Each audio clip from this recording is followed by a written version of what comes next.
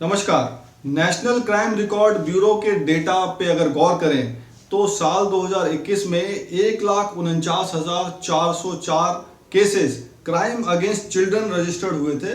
जिसमें से 53,874 यानी कि 36% केस सिर्फ पोक्सो एक्ट में रजिस्टर्ड हुए थे। तो इसी से लगा लीजिए कि जितने क्राइम बच्चों के अगेंस्ट में होते हैं, चिल्ड्रन के अगेंस्ट में होते हैं, उसके 36 से 40% केसेस पोक्सो एक्ट के अंडर में रजिस्टर्ड होते हैं। और आप ये समझिए कि एक बार जब किसी के अगेंस्ट में कोई एफआईआर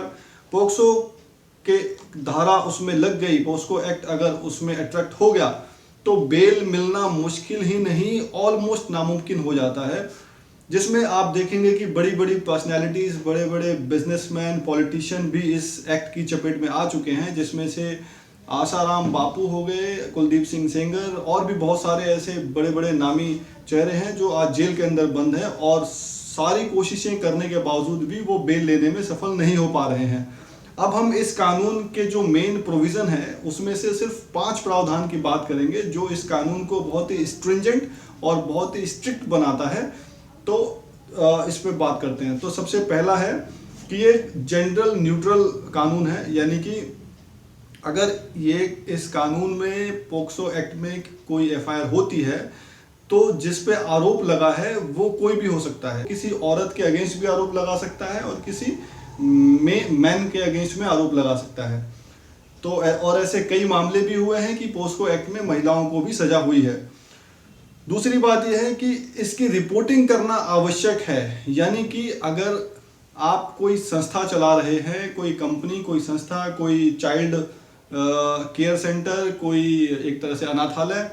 चला रहे हैं और उसमें किसी तरह का कोई सेक्सुअल वायलेंस या सेक्सुअल अब्यूज़ किसी बच्चे के साथ हुआ है, तो उस संस्था के चलाने वाले के या उस संस्था के मालिक का ये लीगल उस पर ऑब्लिगेशन है धारा 19 के तहत कि उसको पुलिस में रिपोर्टिंग करनी ज़रूरी है, उसकी रिपोर्ट करनी ज़रूरी है। और अगर वो रिपोर्ट नहीं करता है और किसी तरीके से पुलिस तक बात पहुंच जाती है तो सेक्शन 21 में उसके मालिक को सिर्फ इस बात के लिए भी सज़ा हो सकती है कि उसने रिपोर्ट क्यों नहीं की। नंबर 3, इस कानून के लिए कोई टाइम लिमिट नहीं है, यानी कि अगर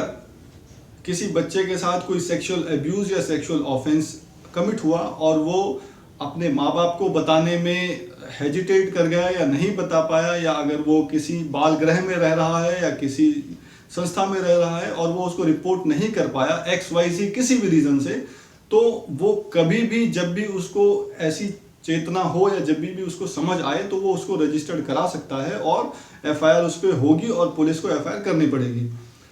चौथी बात इसमें यह है कि इस कानून में प्रावधान किया गया है धारा 23 में कि जो भी इसके विक्टिम हैं या जो इसके पीड़ित हैं उनकी जो पहचान है उसको कॉन्फिडेंशियल रखा जाना बहुत ज़रूरी है। पांचवा इसमें जो मैं आपको बताने जा रहा हूं वो ये है, 2020 में जो केंद्र सरकार ने नए रूल बनाए थे उसमें उन्होंने पब्लिक के ऊपर, यानी कि जो संस्था जो चला रहे हैं चाइल्ड केयर सेंटर या एक तरह से जो बच्चों के अनाथालय चलाते हैं, उनके ऊपर बहुत सारी ऑब्लिगेशन डाल दी गई है। उसमें से जो मेन 3 ऑब्लिगेशन है वो मैं बताता हूँ। सबसे पहली ऑब्लिगेशन ये है कि जो भी संस्था है जहाँ पर बच्चे रहते हैं या बच्चों का टेक केयर होता है, तो उस संस्था में जो भी टीचर है या जो भी उनके ट्रेनर हैं या जो भी वर्कर हैं, चाहे झाड़ू लगाने वाले हों या कोई भी वर्कर हो गया वहाँ पर, उनका पुलिस वेरिफिकेशन कराना बहुत ज़रूरी है और पुलिस वेरिफिकेशन करा के उनकी रिपोर्ट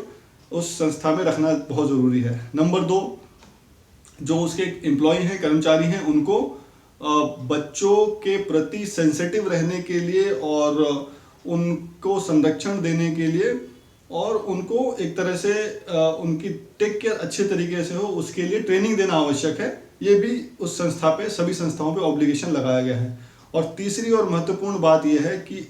सभी संस्थाओं को जीरो टॉलरेंस की पॉलिसी अपनानी होगी, यानी कि अगर किसी बच्चे के साथ कुछ भी अनैतिक होता है या कोई दुर्व्यवहार होता है तो उसकी रिपोर्ट कराना तुरंत बहुत ज़रूरी है और ऐसा ना करने पे जो उसके मालिक को भी सज़ा हो सकती है, उसके मैनेजर या जो भी उससे रिलेटेड अगर दोषी पाया गया तो उसको भी सज़ा हो सकती है, सिर्फ इस बात के लिए कि उसने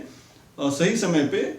कानूनी एक्शन क्यों नहीं लिया। तो ये कुछ ऐसे प्रोविज़न हैं जिसका आपको जानना ज़रूरी है, ताकि अगर आप किसी संस्था में हैं तो आप इस चीज़ के लिए अवेयर रहें अपने लीगल ऑब्लिगेशन के लिए। धन्यवाद।